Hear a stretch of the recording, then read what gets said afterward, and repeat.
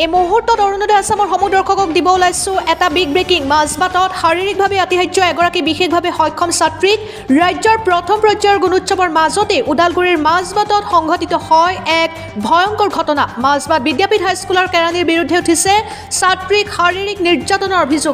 জনা বুজা মানে খুব সৰু ছোৱালী আৰু তাইক বোলে আজি অলপ আগতে মানে একবাৰ ৰুমত লৈ গৈছে।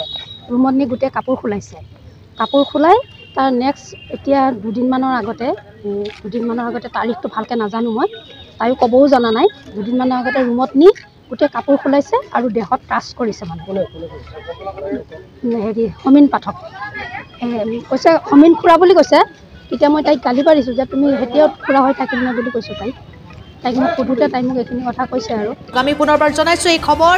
মাজবাটত শাৰীৰিকভাৱে আতিশয্য এগৰাকী বিশেষভাৱে সক্ষম ছাত্ৰীক মাজবাট বিদ্যাপীঠ হাইস্কুলৰ কেৰাণীৰ বিৰুদ্ধে উঠিছে ছাত্ৰীক শাৰীৰিক নিৰ্যাতনৰ অভিযোগ। বিদ্যালয়খনৰ এগৰাকী বিশেষভাৱে সক্ষম ছাত্ৰীক শাৰীৰিক নিৰ্যাতন চলোৱাৰ ভয়ংকৰ অভিযোগ বিদ্যালয়ৰ কেৰাণী সমেন্দ্ৰ পাঠকৰ বিৰুদ্ধে। আৰু এই ঘটনাৰ পাছতে এতিয়া একাংশ ৰাইজ উপস্থিত হয় মাজবাট আৰক্ষী থানাত। অভিযুক্ত কেৰাণী সমেন্দ্ৰ পাঠকৰ বিৰুদ্ধে ভুক্তভোগীৰ পৰিয়ালে মাজবাট আৰক্ষী থানাত দাখিল কৰিছে এজাহাৰ আৰু ৰুজু কৰিছে গোচৰ। কেছ নং 01/25 U/S 76/1272 BNS R/W Section 4 POCSO এক্টত এতিয়া গোচৰ কৰিছে ৰুজু। আৰু শাৰীৰিক নিৰ্যাতনকাৰী কেৰাণী সমেন্দ্ৰ পাঠকক অতি শীঘ্ৰেই চাকৰিৰ পৰা বৰ্খাস্ত কৰি জেল হাজতলৈ প্ৰেৰণ কৰাৰ এতিয়া দাবী কৰিছে পৰিয়াল তথা স্থানীয় ৰাইজে। এতিয়া কি বিচাৰে আপোনালোকে? এতিয়া আমি ন্যায় বিচাৰোঁ। আমাৰ ছোৱালীজনী ন্যায় পাব লাগে আৰু তেওঁক সেই স্কুলখনৰ পৰা উলিয়াই দিব লাগে। তেওঁ চাকৰিটো যাব লাগে আৰু তেওঁ স্কুলখনৰ পৰা উলিয়াই দিব লাগে। আমি ন্যায় বিচাৰিছোঁ, আমাৰ ছোৱালীজনীয়ে ন্যায় পাব লাগে। ভুক্তভোগীৰ খুৰাক হওঁ। যোৱাকালি ৰাতি ঠিক 7টামান বজাত খবৰ আহিল মোৰ বৌৰ পৰা। খবৰটো এনেকুৱা ধৰণৰ, মাজবাট এই বিদ্যাপীঠ হাইস্কুলৰ যিখন স্কুলৰ প্ৰিন্সিপাল শ্ৰদ্ধাৰ নৰেন্দ্ৰনাথ ডেকা, তেখেতৰ স্কুলৰ কাৰ্যালয় সহায়ক সমীন পাঠকে মোৰ এই ভতিজী মাত্ৰ 14 বছৰ বয়সৰ, তাই আচলতে এক নৰ্মেল টাইপ, কথা ক'ব নোৱাৰে। তাইক সেইদিনা যোৱাকালি মাকে কৈছে স্কুল যা। তাই ভয় কৰি কান্দি কৈছে মই স্কুল নাযাওঁ, মোৰ ভয় লাগে। আৰু যেতিয়া তেনেকৈ ক'লে, মাকে আকৌ জোৰ কৰি সোধাত তেতিয়া ক'লে মোৰ ভয় লাগে, মই স্কুল নাযাওঁ। কিয় নাযাওঁ? মোক কেৰাণী খুৰাই অমুক কৰিছে, কাপোৰ খুলি দিছে, তাৰপিছত স্পৰ্শ কৰিছে, 2-3দিনমান তেনেকুৱা কৰিছে। আচলতে এইটো বৰ লজ্জিত কথা। এখন ধৰ্ম মন্দিৰ তথা বিদ্যা মন্দিৰত অভিভাৱিকাসকলে সেইখন ল'ৰা নাই দেই, মাত্ৰ ছাত্ৰীৰ স্কুল, ছাত্ৰীসকলৰ নিৰাপত্তা নাই সেইখন স্কুলত। আৰু মই নিজকে লজ্জিত হৈছোঁ আজি। মোৰ আটাইতকৈ জীৱনত থানাত যাব লাজ লাগে আৰু বেয়া ঠাইত যাব লাজ লাগে, কিন্তু আজি ইয়াত ক'ব লগা হৈছে, বৰ লজ্জিত হৈছোঁ। সেয়েহে এই ছোৱালীজনীয়ে উচিত ন্যায় পাব লাগে।